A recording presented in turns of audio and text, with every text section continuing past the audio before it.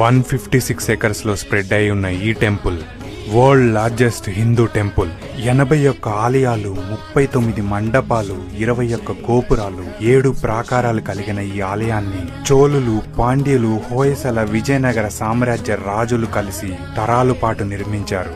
ఇదే మన తమిళనాడులోని శ్రీరంగం. శ్రీరంగం అనగానే ప్రతి ఒక్కరికి గుర్తొచ్చేది మాత్రం ఈ రాజగోపురం. ఇది నిజంగా గోపురాలకే రాజు. 13 అంతస్తులు, 236 అడుగుల ఎత్తుతో ఉన్న ఈ గోపురం ఏషియాలోనే అతిపెద్ద గోపురం. అయితే ఇది నిర్మించటానికి దాదాపు 400 ఏళ్లు పట్టింది. ఇంత అద్భుతంగా కలియుగ వైకుంఠంగా పిలువబడే ఈ ఆలయానికి ఒక విషాదమైన చరిత్ర కూడా ఉంది.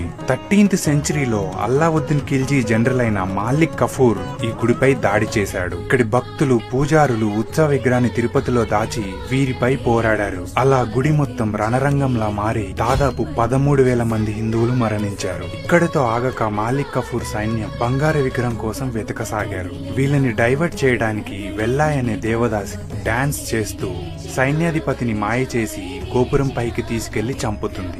తను కూడా అక్కడి నుంచి దూకి ప్రాణాలను అర్పిస్తుంది. మీరు చూస్తే గుడిలో 20 గోపురాలు రంగులతో అద్భుతంగా ఉంటే ఒక్క ఈ గోపురం మాత్రమే తెల్లగా ఉంటుంది. తన త్యాగానికి గుర్తుగా ఈ గోపురాన్ని ఎప్పుడు తెల్లని సున్నంతో ఉంచుతారు. చూశారు కదా, శ్రీరంగం ఒక ఆర్కిటెక్చరల్ మార్వెలే కాదు, ఎన్నో త్యాగాలతో మన కోసం దాచిన ఒక అద్భుతం.